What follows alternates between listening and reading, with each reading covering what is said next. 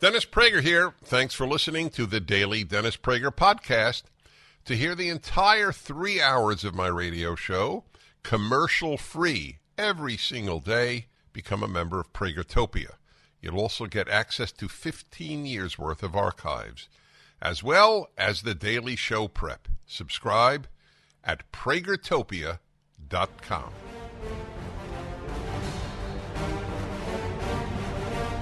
Hi, everybody. Welcome to the Dennis Prager Show.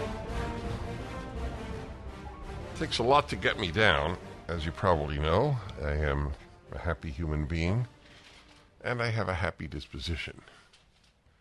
The thought of an American president in a jail is a turning point in American history, and it is a divide as great as the one of the Civil War.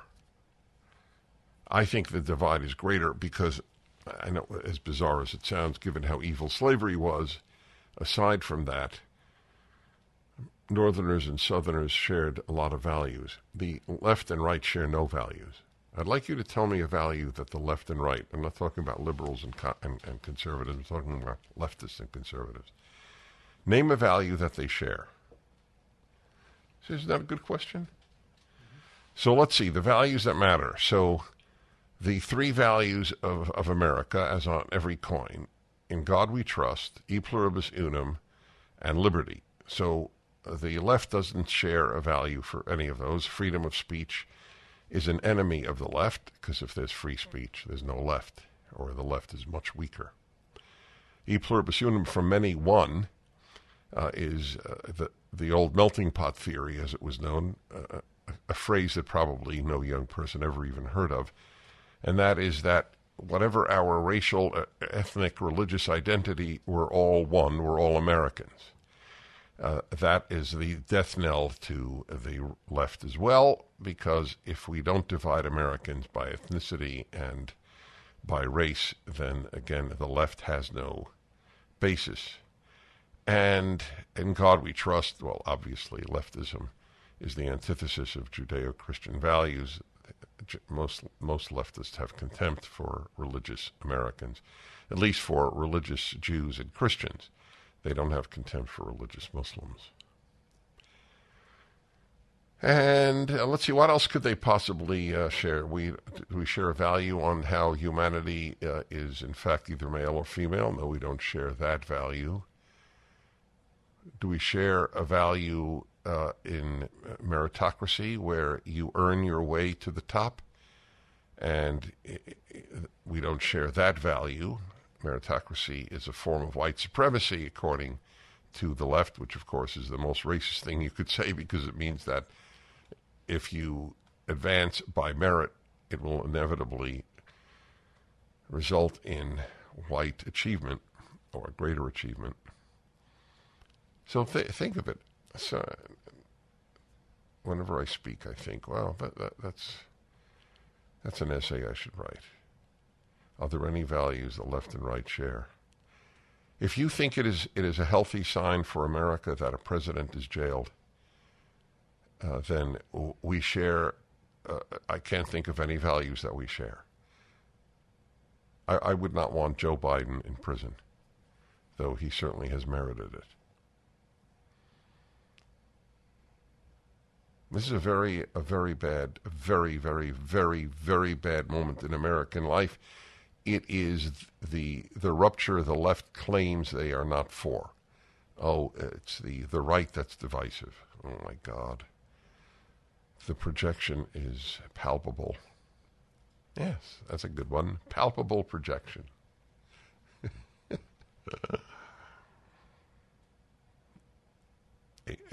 The former president of the United States is in a prison because he told the Secretary of State of Georgia, find me X number of votes. Did he say, I want you to lie? I want you to jail people. I want you to coerce people into changing the tally.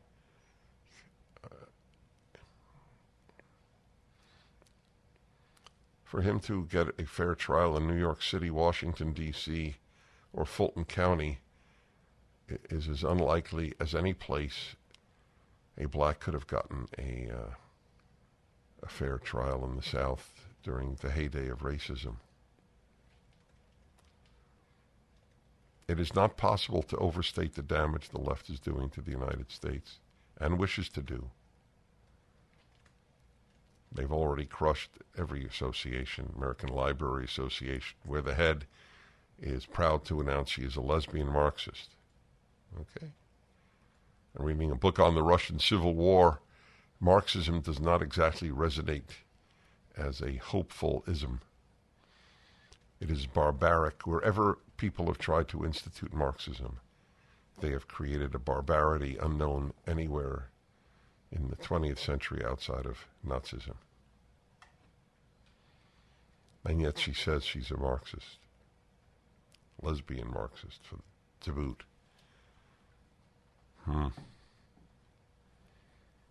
Why does she announce lesbian Marxist? Isn't that an interesting question?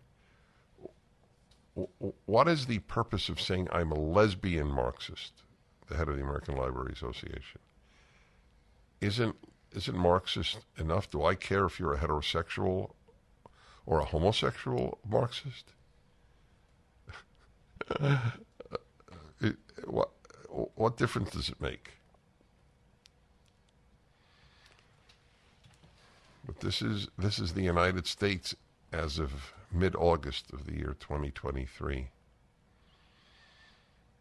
The number of people who have done horrible things to other humans violently and are allowed out on bail. And will he be allowed to issue bail? I mean, what is the story with him? Does he go to prison, President Trump? No. He doesn't. I don't think so. You don't think so? There'll be some kind of Mm-hmm. When I think about the Department of Justice nationally and the various district attorneys for whom leftism is infinitely more important than law as we understand it, than the Constitution as we understand it. You understand, this has always been the case. Leftism über alles. Leftism above everything. Weightlifters, male weightlifters are allowed to compete against women weightlifters if they say they're female. That's just happened in Canada, where the man claiming he's a female lifted 400 pounds more than the second place woman. Do you realize how corrupted your mind, not to mention your heart, has had to be for you to accept that as fair? Any feminist organizations in Canada decrying this? 200-something kilo. So it's over 400 pounds. There is no level of farce that is not taken seriously by the left.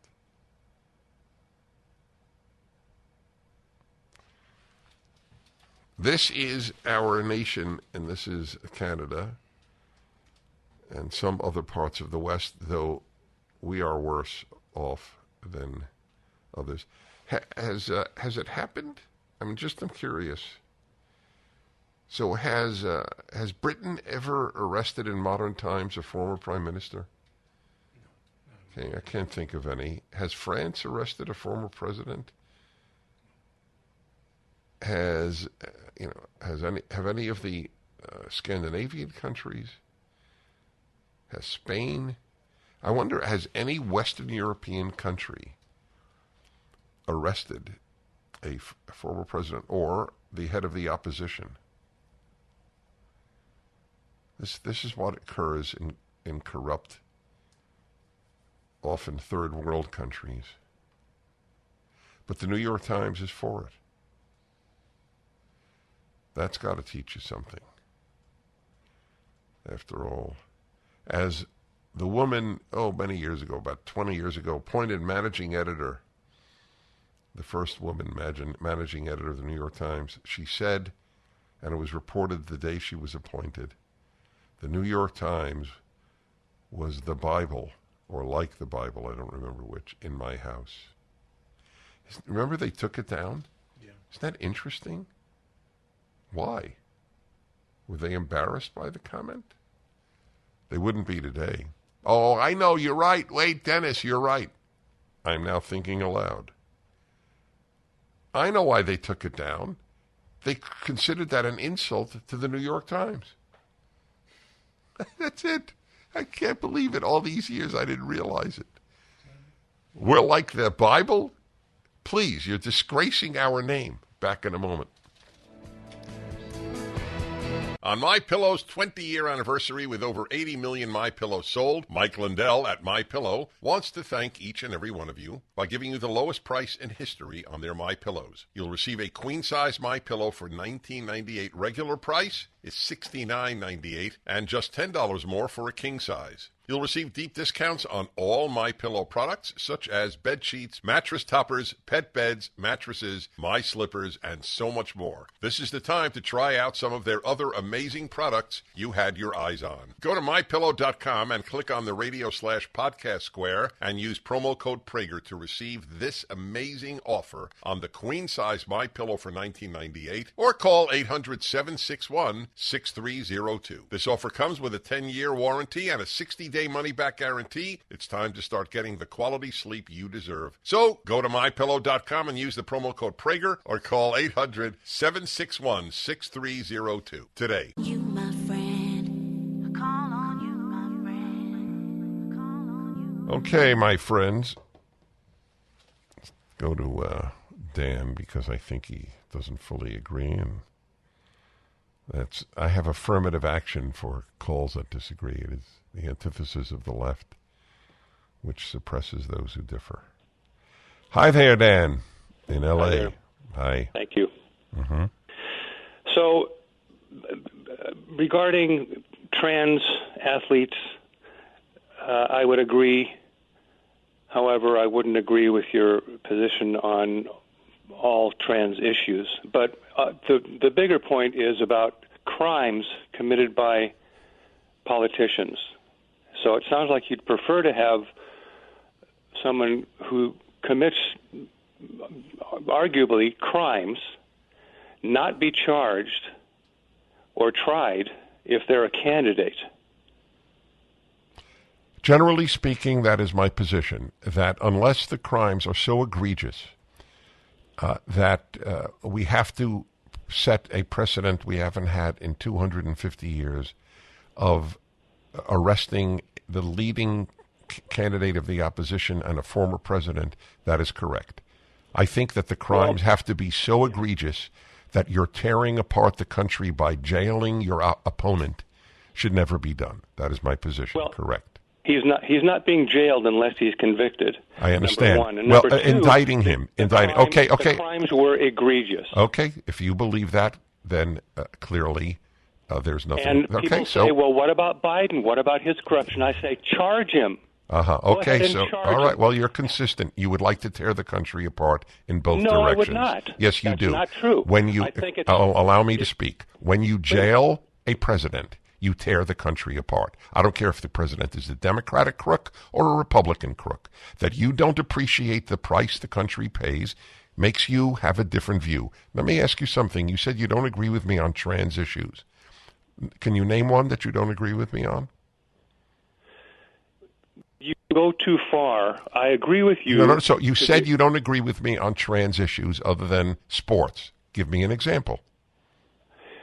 The demonizing. Okay, that's not a position. Demonizing is not a position. I demonize the left. I don't demonize trans people. So you don't differ with me on any position on trans, and you agree that it's okay to arrest presidents and leading candidates of the opposition. Okay, that's well. You can summarize it that way, but if we had time for a conversation, you would. We had time for a conversation, and that's exactly what you said, folks. It's a fascinating thing. I wish he would play it again. I have no antipathy to my caller. I respect the fact that he listens, but it is fascinating to say, except for sports, I don't agree with you on the trans issues, and then not give me one example. I knew it when he said it. I can't think of a trans issue that he would differ with me. Does he think that girls should have their breasts cut off? Yes, I demonize the doctors who do it. That is correct. Absolutely. They are demonic. That is quite right. You're a scumbag. If you are a therapist who says to an 8-year-old, yes, you're really a boy, to a girl, you are a scumbag. You are a disgrace to the human race. But other than that, I can't think of an area we might differ. People who are angrier at Donald Trump than at therapists who encourage 8-year-olds to change their sex, something that can't be done in any event. Yep. If nothing else, I clarify the staggering gulf between the left mind and the non-left mind. If only liberals understood. It's so, I tell you, what I read about the Russian Revolution as I'm reading again. The inability of people to recognize evil. The left has always been evil. Always. Not liberals. Many liberals have been wonderful. Liberals and conservatives run the moral gamut. Leftists only do evil. Give me an example of a left-run institution that encouraged freedom, just as an example, that made people kinder. Did your child go to a left-wing university, which is redundant, they're all virtually all left-wing, and come back a kinder human being? Just out of curiosity. A more intellectually open human being? Did you send a decent kid to college and get back an indecent kid? Was it conservatism that ruined your child? Or leftism?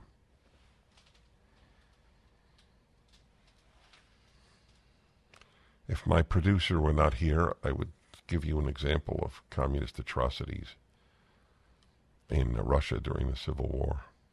But I won't, because I'm sorry, and this is not being cute. He can't, he's known as not terribly emotional, but it's not fully true. What communists did in the name of the revolution. Apparently, there is a reaction in the world. The battle against the left is not over, my friends. Just want you to understand that. Not over by any means. There's a piece in the Telegraph in London. Fury of the silent majority is driving a global right-wing counter-revolution. Across the Western world, anger at a woke ruling elite is benefiting the right. Apart from in Britain. You know why? Because the so-called right in Britain destroyed the right. Boris Johnson did a lot of damage. Really did a lot of damage. This man really hurt his country. He governed woke as a so-called conservative.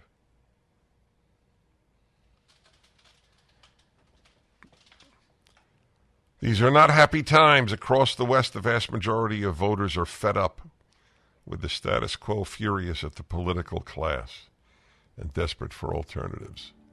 More on that when we come back.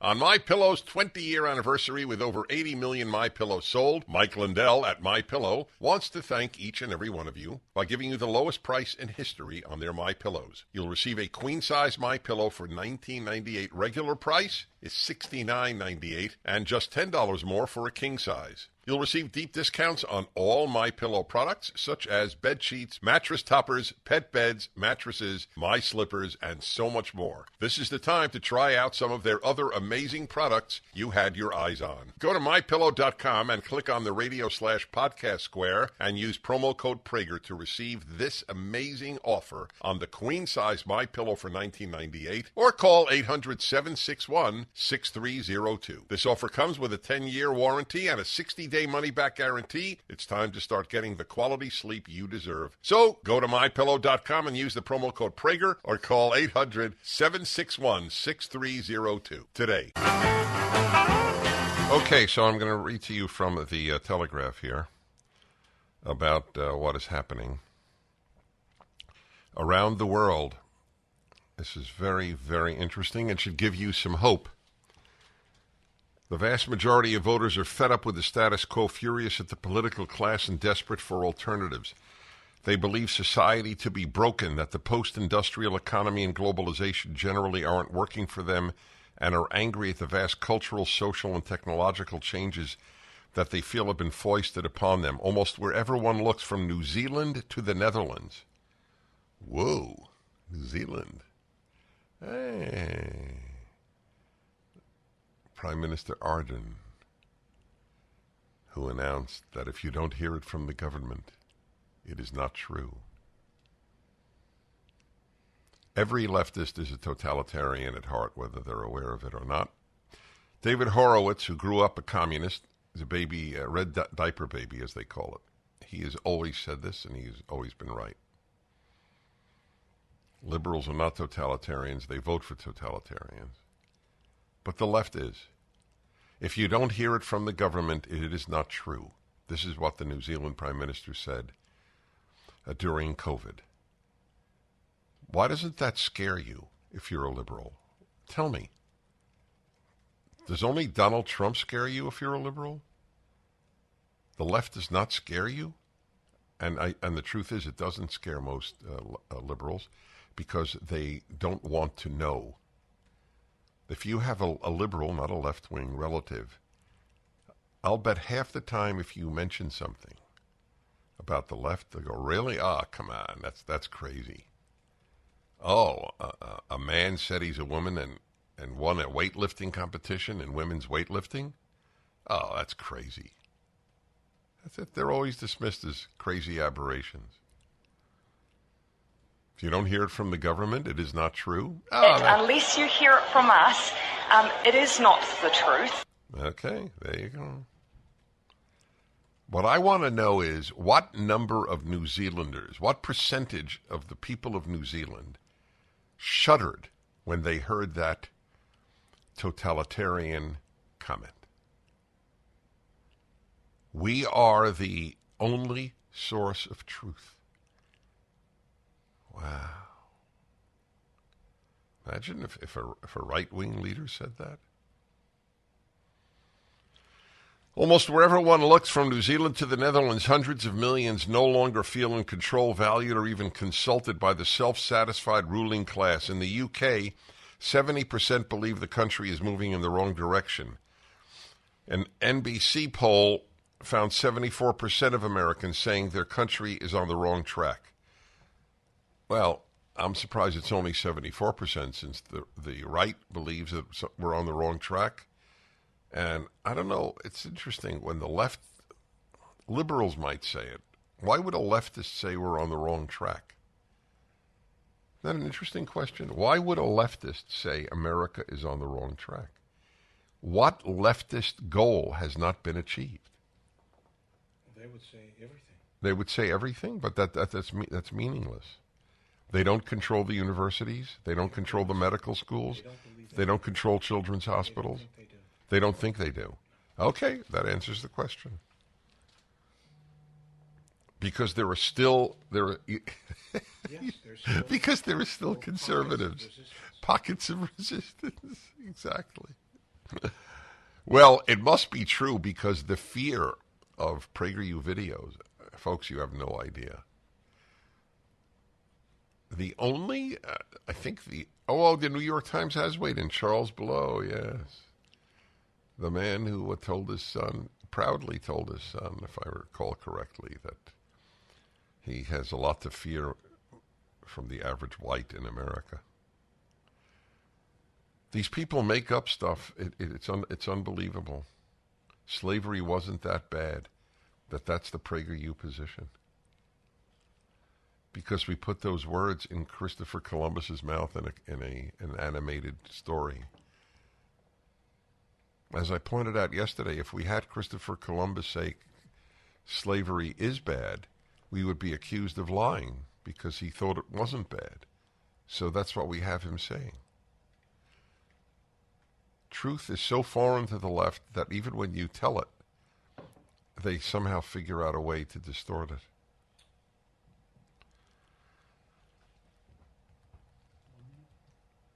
Okay.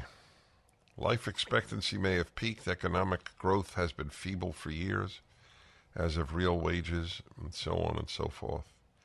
Women are having fewer children. The family is under extreme pressure.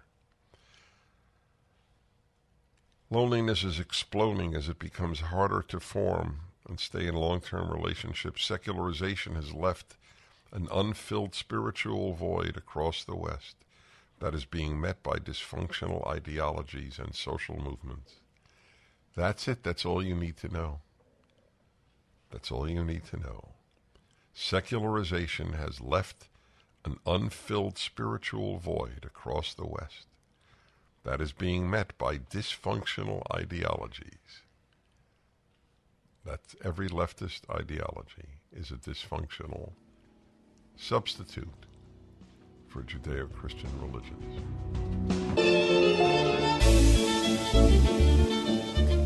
I have one of my favorite people on, Amala Ekpunobi. She's a PragerU personality. For those of you who don't know the term personality, it's a funny term actually that it's developed. I'm gonna ask Amala. Amala, do you wake up and think of yourself as a personality? You know what, Dennis? I've always thought the term was strange myself, and I don't even know how to define it, to be honest with you. So I don't think I wake up every day thinking that. When did it get coined? You know, there's a broadcaster, columnist, thinker, podcaster, even, but personality. It's very funny that developed. You certainly have a personality. I think that makes more sense. Anyway, for those of you who don't know, Amala is truly a sensation, a staggeringly large audience, mostly young people. And she does have a podcast. Yes, exactly. Yes, Unapologetic. Yes. And it's massively successful. I'm curious, have any one or two issues dominated, let's say, the last week of your podcasting? Ooh, you know, race and gender have been major. I think that this past week, the gender front, I think, is nonstop and just continues. One of our most recent, just insane stories is a group of young women in particular that identify with a community called RCTA, and it stands for Race Change to Another. So now there's young women who are on the internet talking to each other about how to change their race. And more often than not, it is young white women trying to change their race to be East Asian. So we've been talking a lot about that. 1 minute, I have to get up from the floor. I know. Wait. The punchline really caught me off guard. I was sure you were going to say white women who want to be black. White women who want to be Asian? East Asian? Yes. So do you have a theory? You have a theory on that? Yeah, I think Asian culture is becoming more and more prominent in the United States, particularly through things like anime, K-pop. People are watching Korean dramas here in the United States, and young women are really starting to identify with the characters that they're watching and some of the stars that they love. And you know, the worst thing in the United States to be right now, if you're on the internet, is probably white, and they're deciding, well, why not try to be that K-pop star that I like, or the girl in that anime that I love to watch. And as the culture becomes more dominant here, they're starting to identify with that more and have this sort of aspirational view towards being Asian. I have no words. How do they go about doing this? Oh, Dennis, here is the real kicker. Okay, so they find online communities of other young women who feel this way, and they're conversing with each other, of course. But there are videos that you can watch on the internet, and these videos will have Asian music, some of their favorite Asian characters, and text about the scientific ways that you can change the way that your face looks. And these women will play these videos, listen to them while they are sleeping, and they are called subliminals. They are convinced that these videos subliminally change their facial features, the way that their body looks, the way that their eyes look, and make them look more Asian the longer they listen to them. I wish I was joking. That was the perfect ending. I wish I was joking. You know, it's a little hard. I always think that we have reached the end of the line on the absurd. And I'm wrong. I'm constantly proven wrong. I'm just thinking, though, what if I identified as, let's say, Korean and tried this? So I would be a very uncommon combo. White, Jew, Korean. Diversity is our strength, Dennis. That's right. Well said. You can't get more diverse than that. So in all seriousness, is this just a tiny, tiny group of very lost young women, or is it becoming a trend? It's a tiny group that is on its way to becoming a trend, and that is growing the more and more the time goes on. And I think it's very similar to what we're seeing with gender.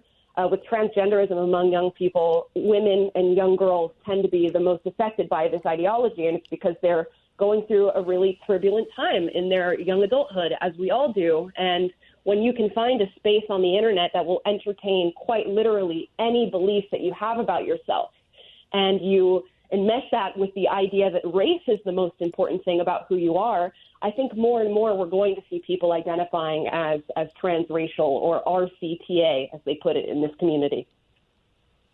Oh, my God. All right, so make a case for people to donate during August, which is fundraising month for PragerU.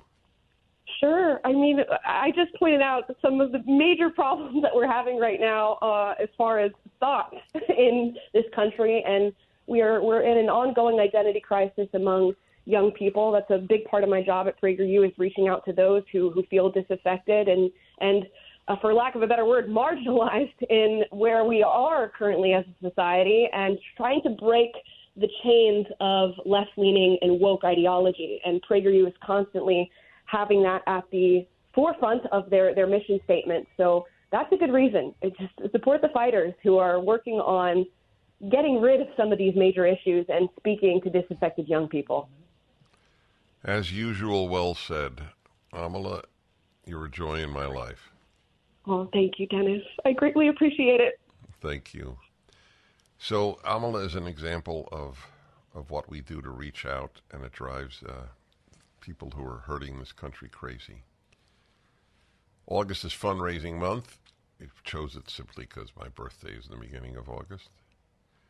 And please donate at PragerU.com.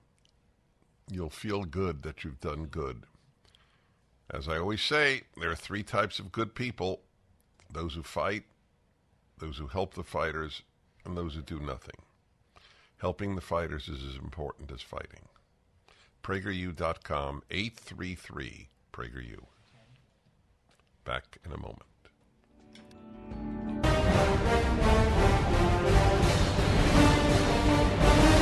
Hello, everybody. I'm Dennis Prager. It's a very dark day. Thought of an American president on trial. Washington, D.C., New York City, Atlanta, Georgia. Alan Dershowitz is a lifelong Democrat, lifelong liberal, Harvard Law School professor, now emeritus. And he writes the following, Alan Dershowitz does: electoral challenges have long been part of American history. Only now they are being criminalized. He voted for Joe Biden. I'm only pointing that out because he's one of the last remaining liberals true to liberalism, and indeed true to truth. I was one of the lawyers involved in objections to Florida's presidential vote in 2000. A margin of less than 600 ballots determined that Governor George W. Bush, rather than Vice President Al Gore, won the state and thus the Electoral College vote. I was convinced then, and I am convinced now, that this result was wrong. No one was indicted, disbarred, disciplined, or even much criticized for those efforts. Yeah. So here's a lawyer for Al Gore. They challenged the vote, as did Hillary Clinton when she lost to Donald Trump. These people charged with crimes, moral or legal. President Donald Trump and 18 other defendants has been charged with election fraud, conspiracy, racketeering, and more, under a law designed to take down criminal organizations known as the RICO Act. This is what they have done. They have made the government and its powers weapons to fight their opponents. That's all this is. Very few liberals and no leftists understand that. Well, maybe leftists do. I think in their heart they know. The point of power is to use it to crush your enemies. Should Al Gore have been charged in 2000? What about me? Alan Dershowitz asks. I represented the voters of Palm Beach County, many of whom voted by mistake for Pat Buchanan rather than Gore because of the infamous butterfly ballots and hanging chads that prevented their votes from being accurately counted. During the course of our challenges, many tactics similar to those employed in 2020 were attempted. Lawyers wrote legal memoranda outlining possible courses of conduct, including proposing a slate of alternate electors. Whoa, get that. Which would have, who would deliver our preferred election results to Congress. Now Trump and his attorney Rudy Giuliani, along with others, are accused of conspiracy to commit forgery and false statements for drafting their list of alternate electors. In 2000, Florida state officials were lobbied to secure recounts in selected counties in which we thought the tally would favor us. Remember that? I remember that. We were trying to find at least 600 votes that would change the result. This new indictment features Trump's phone call with Secretary of State Brad Raffensperger, which was captured in an audio recording. In the conversation, Trump asks Raffensperger to find, quote-unquote, find 12,000 votes. In my mind, this call is among the most exculpatory pieces of evidence. Trump was entitled as a candidate to ask a Georgia state official to locate votes that he believes were not counted. Do you realize how the left is wrecking this country? Because he said that. Find me 12,000 votes. Did he say manufacture? He said find. In 2000, attempts were made to influence various Florida officials to recount the votes. Now the former president's request that Georgia's Republican Speaker of the House reconsider the count is being charged as soliciting a public official to violate his oath. Yeah, that's correct. One of the last remaining liberals, Alan Dershowitz. Okay, let me continue with this. This is really an important piece. We should put this up. It's from the Daily Mail.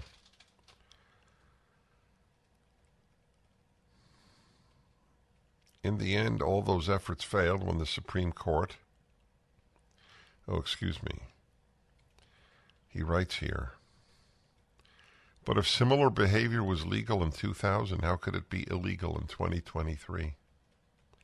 In the end, all those efforts in Florida failed when the Supreme Court in a 5-4 vote ordered the recount stopped, thereby turning the election over to President George W. Bush.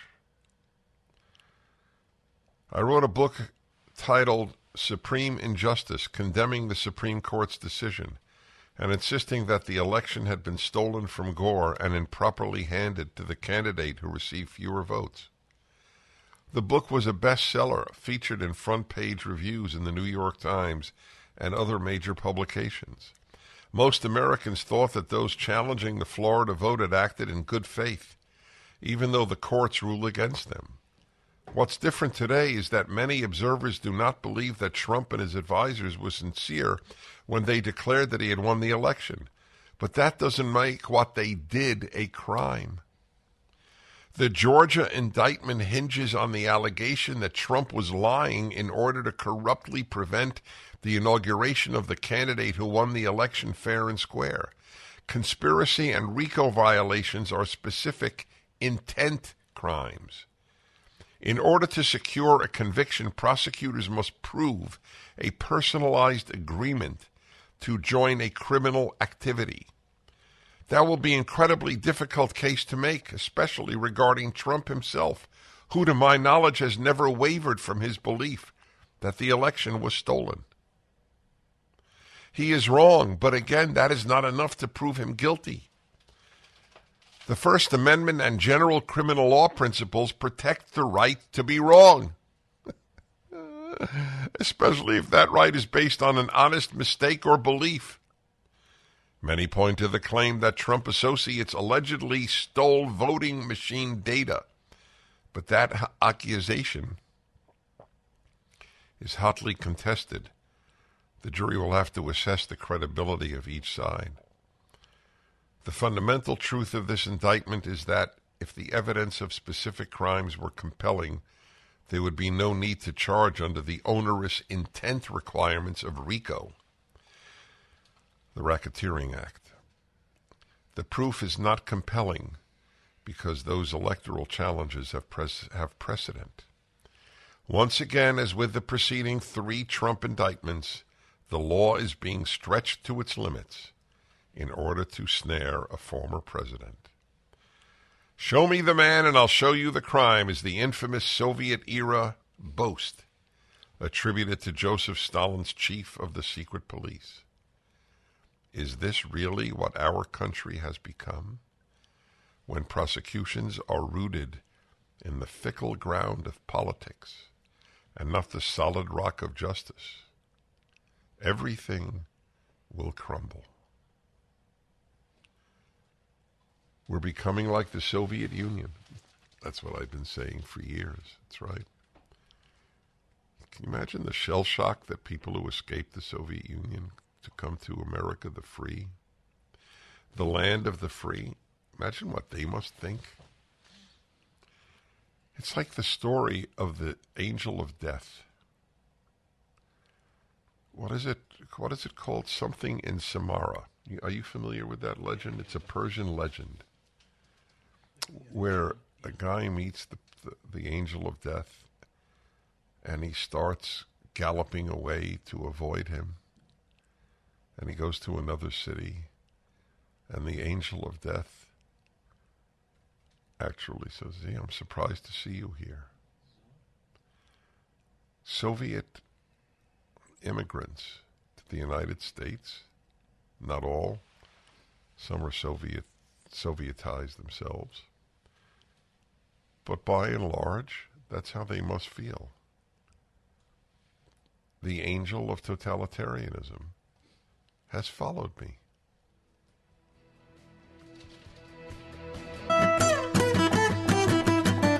Do you remember the shooter in Nashville? How many people did this individual kill? Let's see. It was a mass shooting. 3 adults and 3 children were killed. Wow. 3 adults and 3 children at the Covenant School, a Christian school in Nashville. The interesting thing about the shooter is that it was a trans female. It was a man who said he's a woman. And the interesting thing is that this individual left a manifesto before being killed by police. Hale is the individual's name. What is the first name? What is Hale's first name? Let's see. Audrey. Yeah, that was the new name.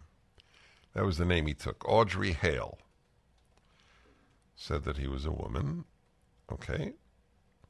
The manifesto included detailed plans put together over months to shoot up the school. Now, don't we always find out about these manifestos? Especially if it's done by a white heterosexual male? Don't we get access to these things immediately? Do you know that the Nashville police and the FBI have not released the manifesto? This is a story in the New York Post. They've still not released it. What was the date of the murders? Let's see here. The date of the murders, August 21st. No, excuse me. That's the session that's coming up. Let's see. What is the date? Does this March 27th. So that means April, May, June, July, August. Almost 5 months. And we're not the FBI, which has been thoroughly corrupted on behalf of the left, because the left ruins everything it touches. In this case, the FBI. The Nashville, oh yes, this is precious. The Nashville Tennessean refers only to a shooter. If it was a white Christian, they wouldn't say a shooter. The shooter was a female to male transgender shooter named Aubrey Hale. This is interesting, isn't it? Vivek Ramaswamy, running third in the GOP presidential primary, recently called for the manifesto's release. He characterized the government's position as stonewalled silence. Even the governor of Tennessee has asked that it be released. The city of Nashville can say no to the governor? I mean, is that... I don't know. I just don't know how it works. Well, the legislature is in a curious position. Lawmakers are being asked to debate and vote on legislative proposals being made only because of the March shooting, even as some of the most important facts are kept secret. What are they voting on exactly? Are they voting on whether to release it? Do you know what they're voting on? Might be school safety laws. It's very odd. Governor Lee's office says he's called for the release of the manifesto, and it's the Metro Nashville Police and the FBI keeping the lid on. So why do you think they're not releasing this manifesto of this trans woman?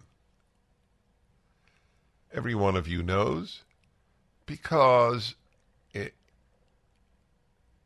we assume, can't know, we assume with a reason, it won't comport with the left wing's agenda. It will not show a trans woman as a victim, but as a vile human being doing this in part because she was trans. Well, that's it. Yeah, so apparently it says the fact remains a special session of the legislature has been called because of a major news event. But much of the news is being kept under wraps. Huh. Okay. It'll be very, very interesting. We should call this professor of law, Glenn Reynolds. Yeah, let's call him up, because the article is not entirely clear what the legislature is voting on.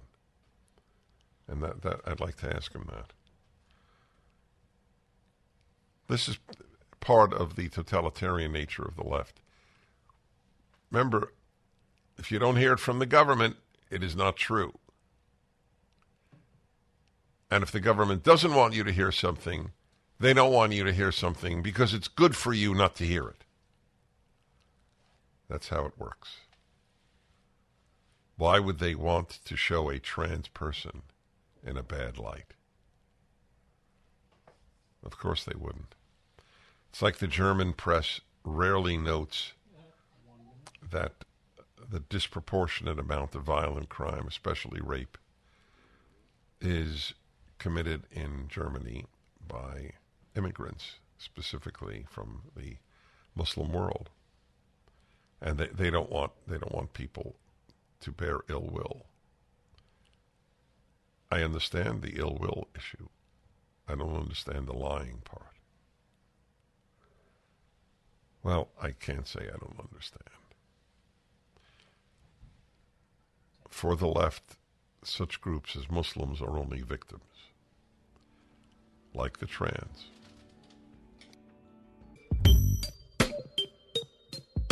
By the way, I made a mistake throughout the first segment. I'm glad it was caught because I hate having a mistake take on a life. It was a trans man, not a trans woman, who committed the murders in Nashville. So it was a woman saying that she is a man, not a man saying he is a woman.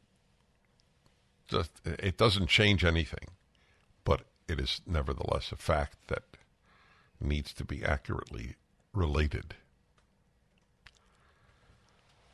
On a completely different subject, but one that has hounded me from the day it occurred,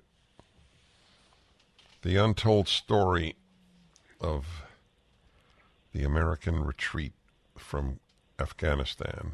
Kabul is the name of the book.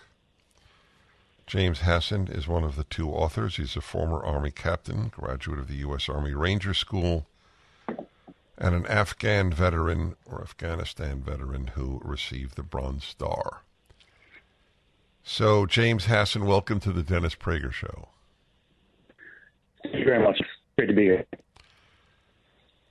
Where are you located, if I may ask, or unless it's a secret? I'm in Fairfax, Virginia right now. Okay, I was just curious. I never understood, and by the way, a lot of Republicans, not just Democrats, were for the leaving Afghanistan. I found the arguments, and I'd like you to respond to my reaction or to those arguments, or both.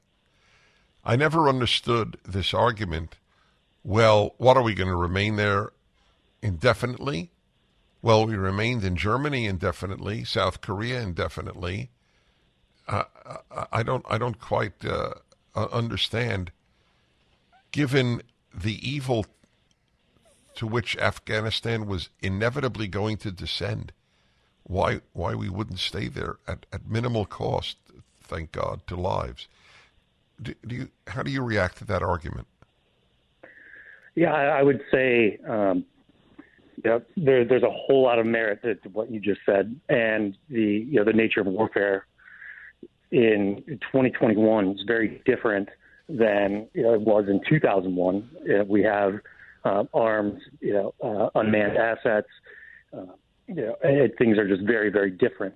But one of the things that we do point out in Kabul is that no matter which side of the divide you fall on in terms of whether or not we should stay or whether we should leave, and I think there's some very strong arguments that what happened, just the decision to leave completely, was a massive mistake, because now there are literally card-carrying members of al-Qaeda who have positions of leadership in the Taliban government. The training camps are back. I can go on and on. But no matter which side of the argument you fall on, one thing is very, very clear, and we lay it all out in Kabul, that things did not have to end the way that they did. And they ended the way that they did with a tragic loss of 13 American warriors. And well over several thousand Americans abandoned, left behind, simply because of the Biden administration's toxic combination of ignorance and self-assurance. Ignorance and arrogance. Absolutely. How could we have left without having a fiasco? I think one thing that's gotten mentioned a lot, obviously, is the decision to abandon Bagram as our central staging ground for any withdrawal. We lay out in Kabul over and over how the military brass warned the Biden administration that abandoning Bagram would be a disaster. It had dozens of runways. It was built for exactly the type of withdrawal that we were planning to conduct.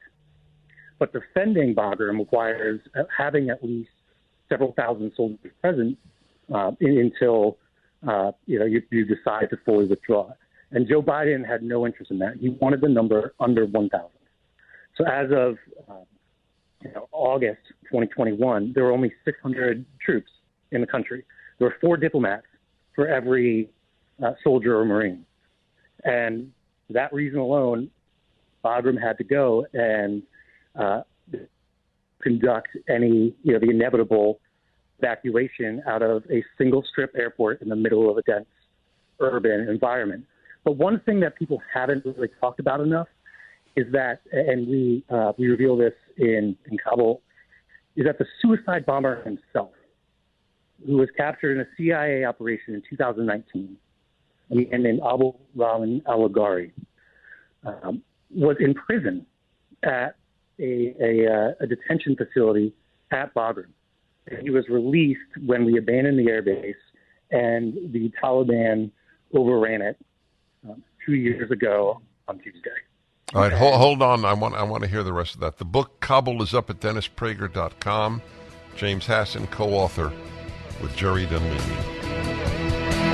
In gray clouds, or white walls, or blue skies, we gonna fly, feel all right. If a Republican president had done what Joe Biden did in the immoral, disastrous, farcical abandonment of Afghanistan in the way it was done, it would have been grounds for impeachment, given the ease with which Democrats impeach. But it's gone down the memory hole.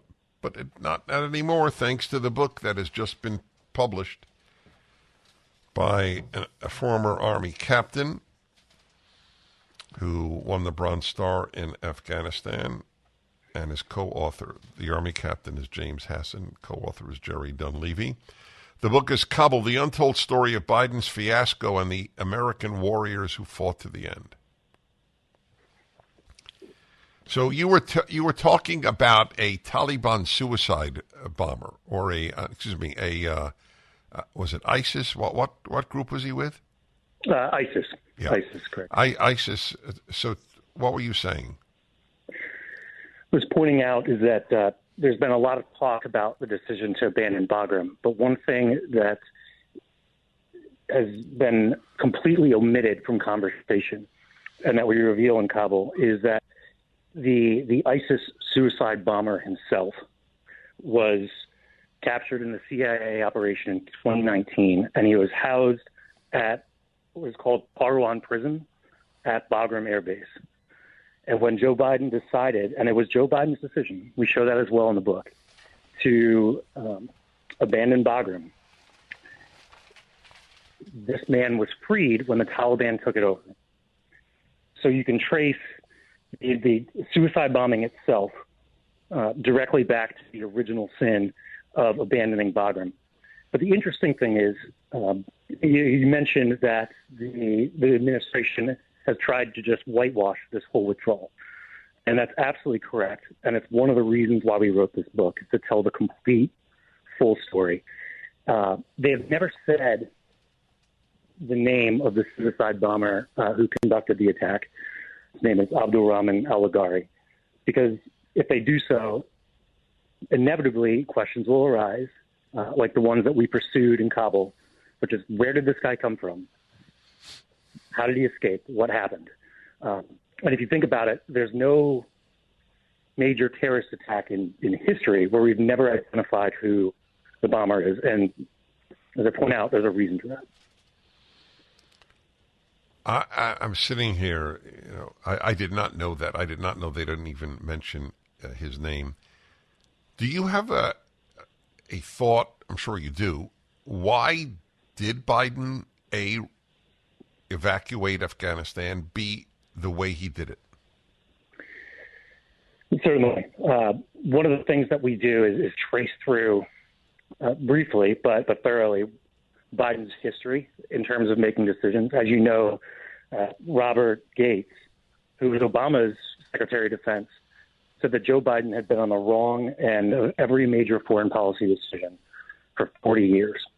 But if we were to get in Joe Biden's head for a second, and based on the statements that he's made publicly, he thought he was the smartest one in the room.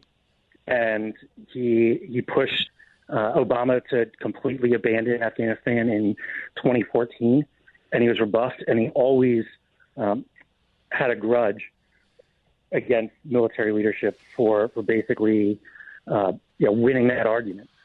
So one of the things that we reveal is the very first week that he was in office, in an Oval Office meeting, he asked, how quickly can we get out of Afghanistan? He didn't say, how can we do it safely? He didn't say, how can we do it while keeping our promises to allies? It was simply, how quickly can we get out of Afghanistan? And to get out of Afghanistan as quickly as possible, and to be able to say we only have, 600 or so troops, which is about commensurate with what we would have for an embassy the size of the one in Kabul in any other country.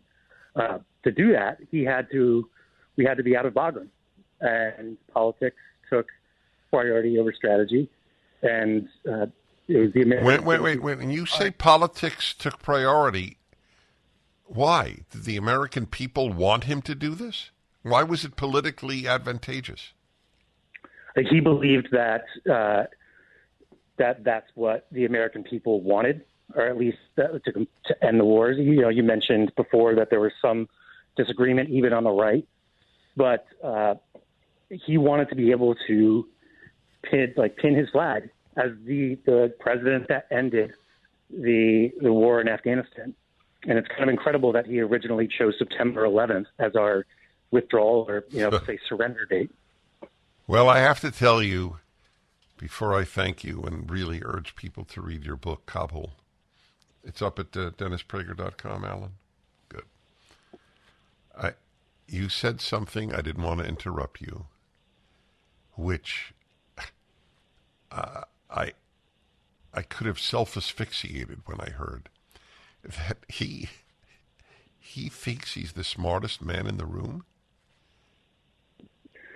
Yeah, we detailed, decisions recounted by, or conversations recounted by, even now the late Richard Holbrooke, who was a senior advisor to President Obama and Biden at the time, where Biden would tell him, the generals rule Biden, but they can't rule me.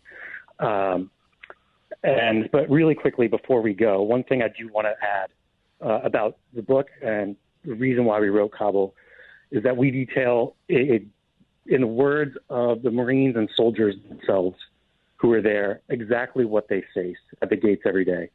And it was the average American soldier and Marine at their very best, and American women at their very worst. For that alone, we should read it. James Hasson, thank you, and I hope you have many readers. Thank you very much, Dennis. My honor. Yeah, it's on my reading list. Next time, if I have a next time with him, I'm going to ask him how many people who aided America have been left in Afghanistan. Among the most embarrassing, morally embarrassing aspects of this morally embarrassing government.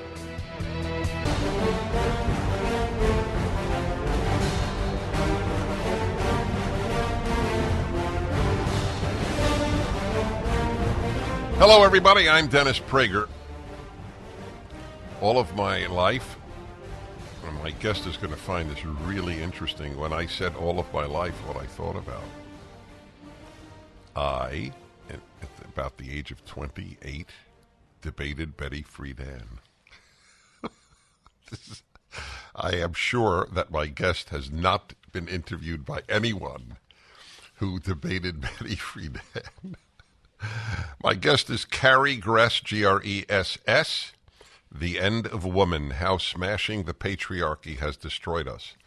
With me is Julie Hartman, the Dennis and Julie podcast, which you can see at the Salem News Channel, and you can see on Spotify, and hear everywhere, and at the Julie Hartman website, correct? YouTube channel, yes. YouTube channel is with me as well. It's perfectly fitting that you'd be with me, especially given the subject.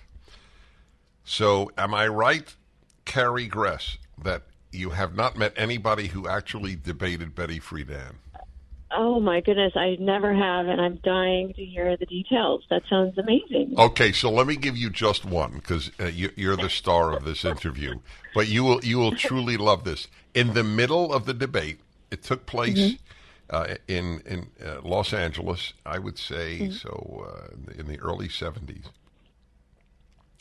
And in the middle of the debate, she actually stood up and walked off the stage. She said, I am not, she said, you are a male chauvinist piglet. To this day, I don't know why I wasn't a pig, but a piglet. And she walked off, and all I did, it's very hard to get me frazzled, even in my 20s, and all I did was continue talking like nothing happened. Oh, and she came back. She came back? Yes, because I didn't go nuts. I didn't beg her to come back. You want to walk off? Have a nice trip. Taxis are awaiting outside. I love it. Oh, I would pay so much money to see that. Well, it is videoed, but getting access to it is somewhat like finding atom bomb secrets. But it was videoed. I can't wait to put it up. Anyway, I salute you. So where are you located? I like to know where I'm talking to people. I'm in the D.C. area, Washington, D.C. area. Allow me to ask, why? Why am I in the Washington? Yes. That's a very good question. I have been asking this question for a long time. Once I finished my doctorate, I thought we'll move, and it just hasn't happened yet. So here we are. Where did you get your doctorate? From Catholic University of America in Washington. So on a scale of 1 to 10, 10 being extremely Catholic, 1 being almost, not at all, what is the Catholic University? Well, I mean, it was founded by the Vatican. It's obviously gone through various stages and iterations, and there are some departments that are more Catholic than others. But I went through the philosophy department, so it's pretty solid. I would give it a good 8.5 or 9. Oh, really? I didn't expect that. So there's other departments that are much lower, but it just kind of depends on which school you're in. Right. Yeah. So what prompted you to write The End of Woman? Yeah. Well, this is my 10th book. I had already written a book on women that sort of went back to second wave feminism. But I wanted to write something for a secular audience. And so I thought, I haven't really looked into first wave feminism. And there's still so many problems. We still can't define what a woman is. We're having all this trans issue. Like, I wanted to explain how it all happened. And so I went all the way back to first wave feminism and was just like blown away at what I found. I had no idea there was so much awful wreckage back there that really obviously led to the... By first wave, do you mean suffragettes or Betty Friedan? Oh, yeah. No, I mean suffragettes. Interesting. I mean, like... Wow, from the 1920s. Further, let's go back to, how about 1790, 1810, 1870? There's just a wreckage everywhere. So that's what I really discovered and kind of what drove, the heart of the book. But no, I think the bigger question is just why are we in this culture that we don't know how to define a woman? Men are becoming women, so-called, and little girls are being, pushed to becoming little boys. And I think we need to start recapturing what it means, but also figure out how we got here.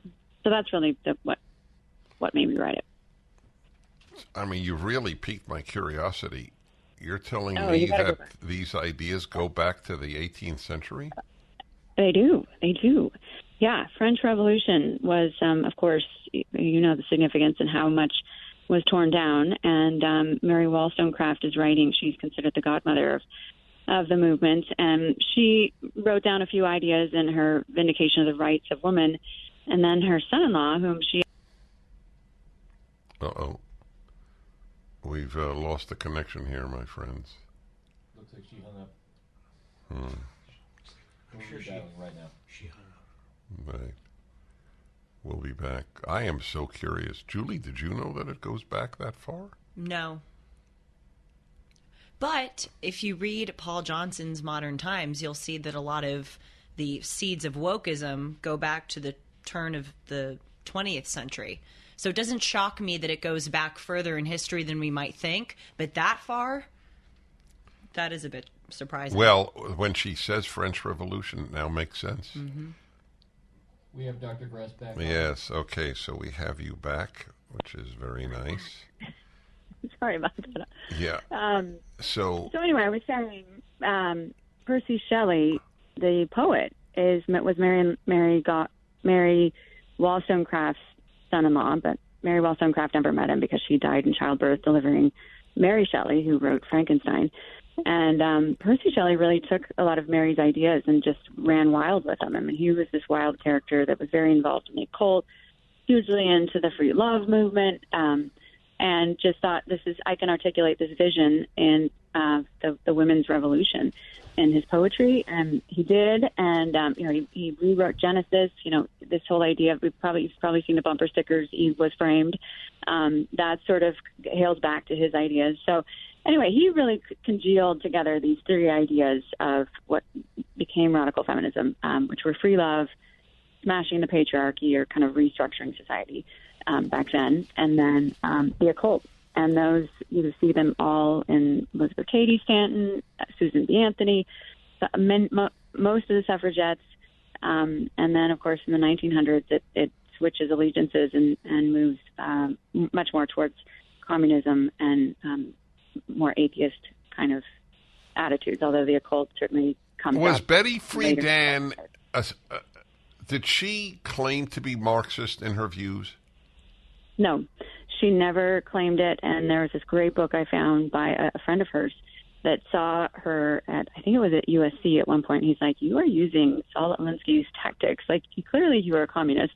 And she said no. And he said, well, I'm going to write a book about it. And she said, well, I will never let you see my papers. And he just used all this open source stuff. Daniel Horowitz is his name.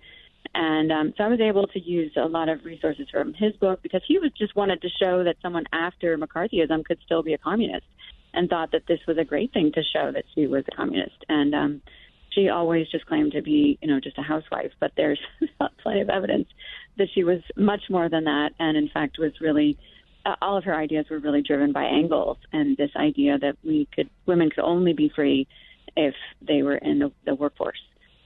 Sort of that Arbeitsmarktfrei idea, work will set you free.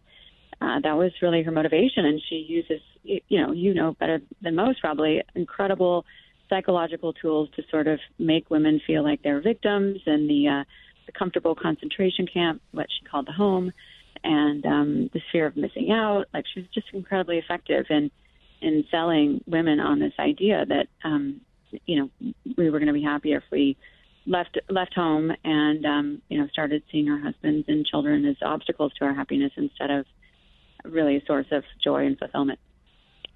That's right. I read The Feminine Mystique last year. I have to say it was one of the darker weeks of my life. I believe it. The book is relentlessly depressing. Relentlessly. Mm-hmm. I would agree. And it is one gigantic lament. Woe unto me, I am a woman. Yeah. Yes, this victim mentality is just, it's amazing how far it's gone, and it's still going. I mean, this is I call what she did is really sort of, and feminism is really sort of the gateway drug to all the woke stuff that we have, because they were so effective in making men the oppressors and women the victims that they just ran with it. And we still, live with this on a daily basis. The book is The End of Woman, How Smashing the Patriarchy Has Destroyed Us. Carrie Gress. The book is up at DennisPrager.com. Julie has a very interesting question, right up your alley. Given the ease with which ideology can change people's attitudes, how strong is human nature? Tough question. Lately I've been feeling this way. Tell me if I'm wrong. So I am speaking. I have Julie Hartman in studio with me. We do a podcast together called Dennis and Julie, and it is one of the most important things I have ever engaged in my opinion, in public life. That is how highly I think of that weekly podcast. My guest, or our guest, is Carrie Gress, and this is an illuminating book, The End of Woman. By the way, that is exactly right, The End of Woman.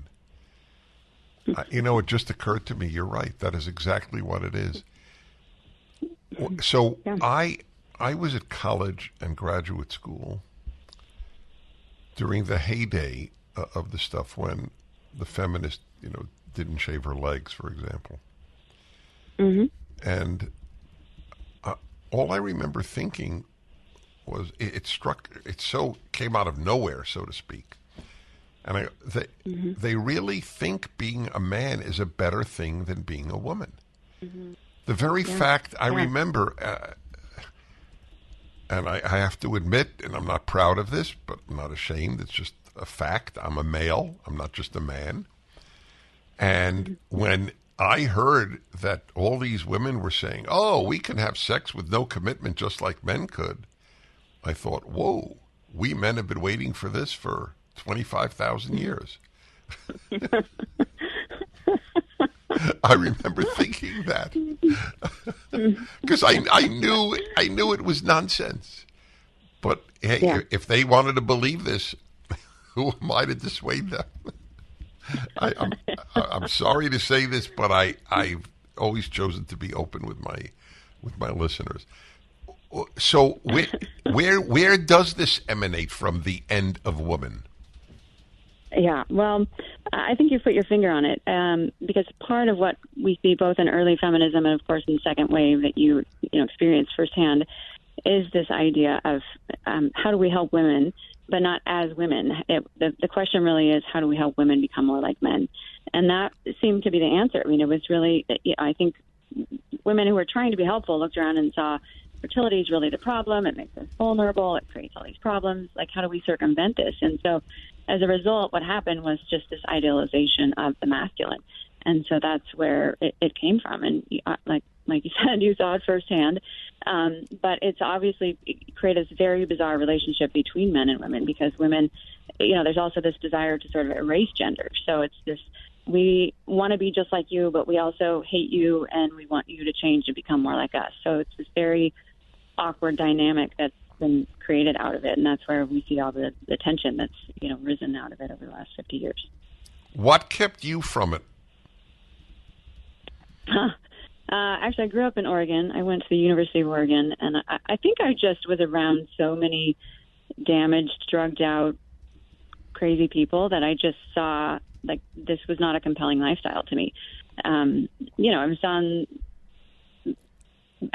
plenty of a messed up life and had a big conversion when I was in college, largely. And my father had also passed away, so I was asking deeper questions probably than most co-eds were at that point. But I think it was just, so many people that were on so high and choosing, and things happened in Oregon a lot sooner than they happened anywhere else either. So, I really saw where these things were going just based on my classmates. And it was really just seeing like there's nothing great about this. These people do not have the kinds of lives that I care to emulate, and there's got to be better answers. And so that's really what started me on this search.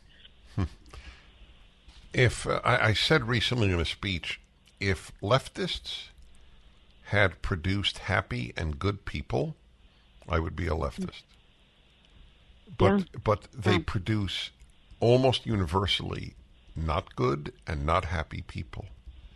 And it is nowhere truer. The latter one is nowhere truer than with women. We have the highest rates of depression in women ever recorded in American history. Is that correct? Mm-hmm. Oh, I'm sure it's correct. Yeah, and that's the big lie is, the more feminism we have, we're supposed to be happier. That's sort of the corollary they want us to believe is the case, but it's just the exact opposite. It's depression, it's suicide, it's substance abuse. All of those things are showing that women are not being made any happier by what's being offered to them night and day. What do you think came first, feminized men or masculinized women? Oh, probably masculinized woman. I'd have to think about it a little bit. Yeah, and I don't have an answer. I mean, they seem to go hand in hand, but I was wondering which. See, my theory as a man, or no, as a human, I'm not sure. I take it back as a man. Early as a human, is that women yearn for masculine men, and if they're not, they fill the void that men have left. Yeah, I think that's right. And I think you have to weigh into all of that, of course, just what, post-war stuff. I think those are really interesting questions. What happens when you have a lot of men that don't come home, or they come home with incredible, mental damage? I mean, these are all things that have led to it in ways, because it's just that kind of breakdown of the male-female relationship on so many different levels. Well, I promise you're one of my next 2 or 3 books. That's how important I think what you wrote is. The End of Woman, How Smashing the Patriarchy Has Destroyed Us, Carrie Gress. The book is up at DennisPrager.com. Good luck to you. Thank you so much. You're very, very welcome. Julie will ruminate about this in a moment. Nothing like ruminating on radio. You agree, Sean? Thank you.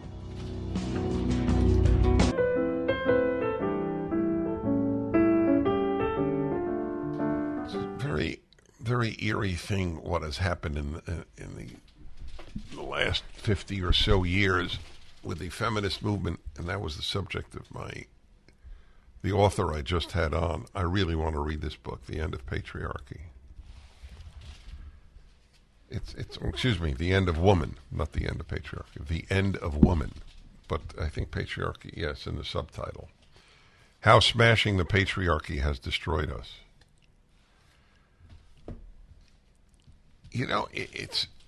So I have Julie Hartman with me. Julie just graduated, a year ago, isn't it? It's hard to believe. It seems like 10 years ago. I know. Isn't that weird? Like, I know we started Dennis and Julie from your dorm room. Yes. But it seems like ancient history. Life is very funny time-wise. Very, very funny. Anyway, tell me as a young woman, I want to the best of your ability to relate to this. And I believe you can, because you're very accomplished. So you should be a feminist ideal. You're an extremely accomplished professional woman. So when they say we conservatives, especially we conservative men, want to have women barefoot and pregnant, you had not heard that phrase, right? But now are you familiar with it? Julie, you told me, yes. Yeah, so at home, living a domestic life, yes, bearing children. Right. And that is essentially the ultimate nightmare for a woman. How do you explain that? How do I explain that the left paints conservatives in this way? No. It's a very fair clarification. How do you explain that is a nightmarish vision to so many women?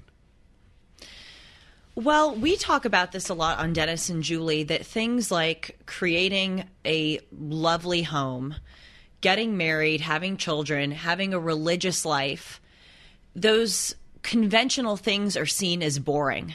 I think there is a fear here of a boring life. Our culture celebrates instant gratification like drugs, sex, alcohol, TV. And so we get this idea that the traditional path, which takes a lot more time, effort, and work, is not going to lead to as exciting a life as an alternative method. So I think there's this element of we fear that we're going to be bored. And frankly, it's not too profound of an answer, but it's the truth. There's a lot of myth making here. If you say something enough, people really believe it. And there is this myth that women will be extremely unhappy if they're in the home. They will be subordinate inherently to their husbands because they are doing menial work. It's interesting because they're really disparaging the extremely important and difficult job of being a mother and a wife. By saying that the woman is inherently inferior to the man by staying in the home, they're giving the backhand to that kind of very important work. But there is still this myth that women will be inherently inferior to their husband. They will be ordered around by their husband. They'll have to make their husband and children meals. They'll have to pick up after them. And they're just nothing but a useful person in the house for the greater benefit of the man. A sort of glorified domestic servant. Yes, that's what it is, a glorified female slave. We never hear anything about how happy and enriched you can be being a mother and a wife. Growing up, besides from my own mother, thankfully, but growing up in schools and in the greater culture, I never heard so that. I went on the Young Turks, two leftists, that must have been fun. That's the word for it, fun. So I was on with her. Anna is her name, is that right, guys? Anna Kasparian, I remembered. Is it Anna? Yes. Yeah. So she so mocked by saying that if a girl got up in a college class where, let's say, they were all asked, so what would you like to do with your life? And some girl got up and she said, frankly, my greatest desire is a family life, to be a wife and a mother and run a home. And I said, in my opinion, she would be regarded as weird. You're right. She would. Yeah, she mocked this. Yes, as if what? She said, "Where's your evidence?" No, data. Data, yes. Data. Back in a moment. Dennis Prager here. Thanks for listening to the Daily Dennis Prager Podcast. To hear the entire 3 hours of my radio show, commercial-free, every single day, become a member of Pragertopia. You'll also get access to 15 years' worth of archives, as well as the daily show prep. Subscribe at pragertopia.com.